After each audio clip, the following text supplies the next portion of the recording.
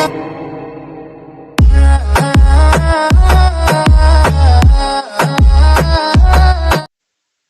Hind my dear friends, मैं दिनेश कुमार और आपका मेरे इस यूट्यूब चैनल पर बहुत बहुत तहे दिल से स्वागत है।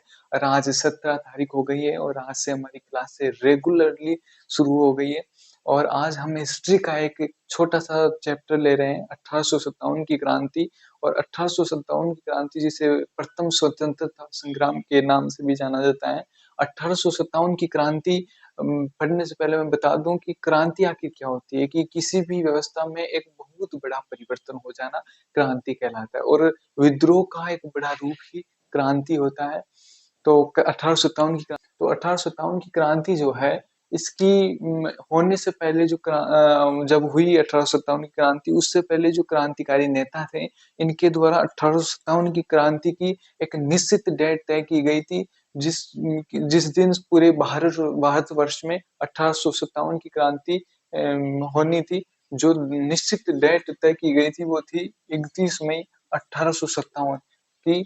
1857 की क्रांति की निश्चित दिनांक 31 मई 1857 है। और 1857 की क्रांति में कुछ प्रतीक चिन्ह भी दिए गए थे, जिसमें रोटी और कमल का पुष्प है।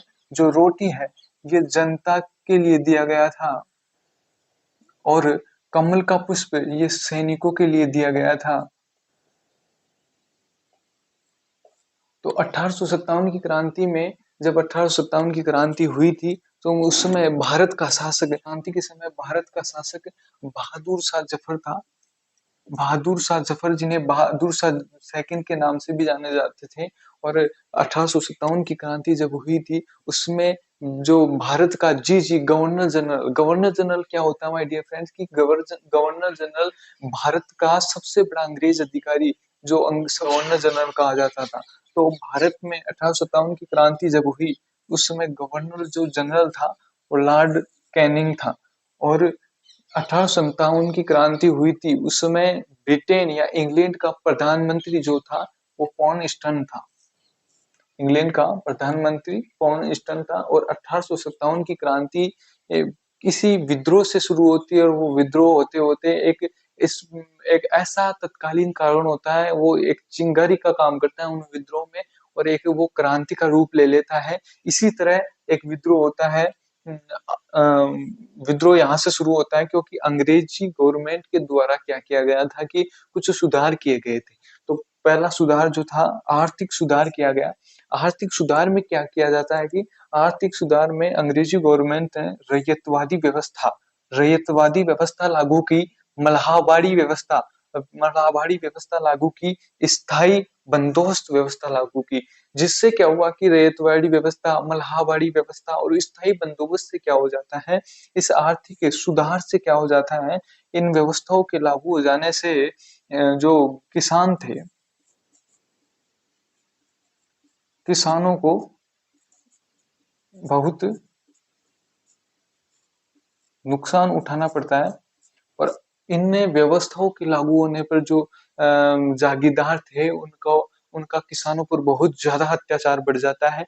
इसलिए किसान बहुत ज्यादा तादाद में विद्रोह करते हैं। और आप इसका स्क्रीनशॉट ले लीजिए इससे। और फ्रेंड्स, अब दूसरा कारण आता है जो सामाजिक सुधार था। तो अंग्रेजों ने क्या किया कि सामाजिक सुधार किए, कई प्रकार के अच्छे भी काम किए उन्होंने, सामाजिक सुधार किए। परंतु उनका क्या किया, भारतीय में हिंदू की ज्यादा जनसंख्या थी, तो हिंदू क्या समझने लगे कि ये हमारे धर्म के विरुद्ध है और हमारे धर्म का नाश कर रहे हैं। तो सामाजिक सुधार उन्होंने किया कि सती प्रथा को बंद कर दिया, सती प्रथा पर बिल्कुल रोक लगा दिया। जो विधवा थी, उसको पहले विवाह नहीं होता था, तो वो विधवा पुनर्विवाह करवाने लगे।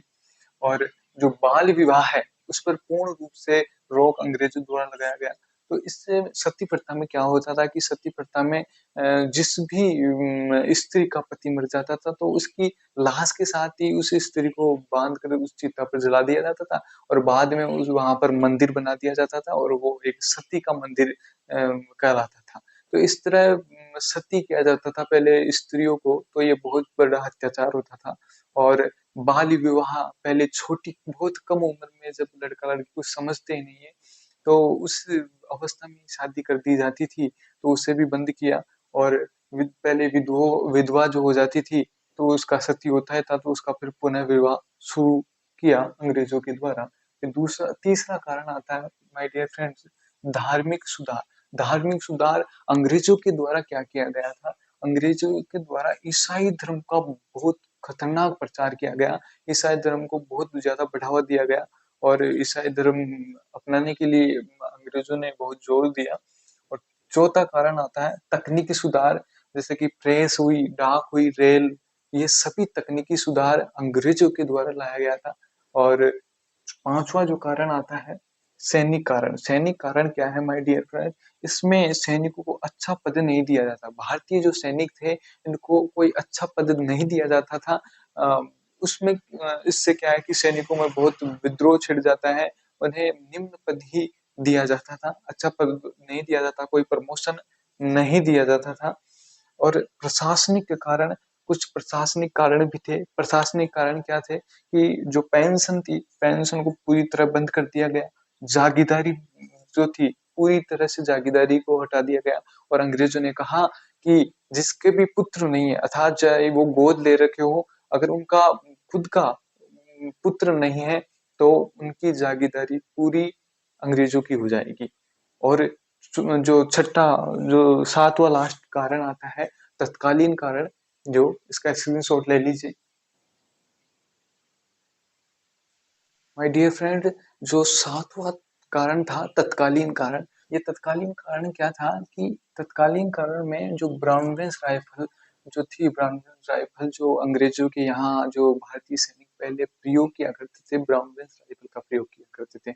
इस ब्राउनवेंस राइफल की जगह 1853 पैटर्न पर एनफील्ड राइफल एनफील्ड राइफल लाई जाती है। इस एनफील्ड राइफल में क्या होता था कि पहले जो ब्राउनवेंस राइफल होती थी, उसमें जो बारूद अलग से डालना पड़ता था, तो कई उसमें डलने वाली गोली वगैरह जो तमाम चीजें थी, वो अलग से डालनी पड़ती थी, उसमें टाइम ज्यादा लगता था। तो इतने में तो दुश्मन सामने वाले को गोली काट देगा। तो उसमें उसका एक नया पैटर्न जो था, 1853 पैटर्न एनफील्ड राइफल लाई गई थी। इस एनफील्ड राइफल की क्या खासियत थी कि इसकी जो गोली थी,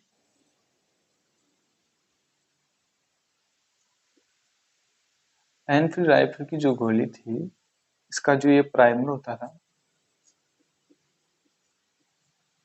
और इसमें इसकी गोली में पूरी सिस्टम आता था। यहाँ पर बारूद भरा जाता था और ये कारतूस था।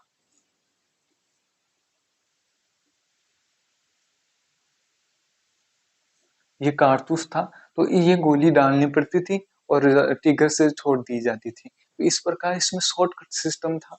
तो इस कारतूस पर क्या था कि पहले इतनी टेक्नोलॉजी नहीं थी। आज तो टेक्नोलॉजी आ गई जिसमें जंग रोधी धातुएं बना ली जाती है, परंतु पहले जंग रोधी धातुओं का निर्माण इतना प्रचलन में नहीं था। परंतु इसको क्या किया जाता था कि इसकी जंग न लगे, सुरक्षित रहे, इसलिए इस पर एक चिपचिपा पदार्थ लगा दिया जाता था। वो चिपचिपा पदार्थ क्या था? गाय व सुअर की चर्बी से, इसके लिए एक गाय व सुअर की चर्बी के द्वारा इसका एक कवर बनाया जाता था। और इस कवर से क्या था कि जो ये कारतूस था खराब नहीं होता था। और तो इस बात का पता जो बैरकपुर छावनी का एक सैनिक था, 34 नेटिव इन्फेंट्री का सैनिक टुकड़ी का एक सैनिक मंगल पांडे, उसे पता लग जाती है। और वो एनफील्ड राइफल को लेकर बैरकपुर छावनी, जो कि वेस्ट बंगाल में पड़ती है, बैरकपुर छावनी जो थी, बैरकपुर छावनी जो कि पश्चिम बंगाल पश्चिम बंगाल में पड़ती है। तो बैरकपुर छावनी की 34वीं नेटिव इन्फेंट्री का जो सैनिक था मंगल पांडे, मंगल पांडे को इस बात का पता लग जाता है कि जो एनफील्ड राइफल, इसका जो कारतूस होता है, इसके ऊपर गाय और सूअर की चर्बी लगाई जाती है। तो वो हिंदुओं की गाय बहुत पवित्र मानी जाती थी और जो मुसलमान होते हैं, तो उनके स्वर को बहुत तुच्छ माना जाता था, इसे छूना भी उनके लिए पाप हो जाता था। तो इस प्रकार से एक मुसलमानों और हिंदुओं के लिए एक विद्रोह बन जाता है और ये बहुत भयंकर विद्रोह होता है। यही एक तत्कालीन कारण स्क्रीनशॉट ले लीजिए। फिर इस तरह जो एनफील्ड राइफल थी उसकी जो बुलेट थी उसके कारतूस था, उस कारतूस का खुलासा हो जाने के बाद एक विद्रोह हो जाता है और फिर ये कहानी बैरकपुर छावनी जो थी, बैरकपुर छावनी जो कि पश्चिम बंगाल में पड़ता है, का जो सैनिक था मंगल पांडे। इस मंगल पांडे जो कि 34वीं नेटिव इन्फेंट्री का सैनिक था मंगल पांडे, और मंगल पांडे को ये पूरी बात पता लग जाती है और मंगल पांडे विद्रोह कर देता है। और ये विद्रोह कब होता है? बैरकपुर छावनी में विद्रोह जो होता है 29 मार्च 1857 में ये विद्रोह होता है और मंगल पांडे ने अपने अधिकारी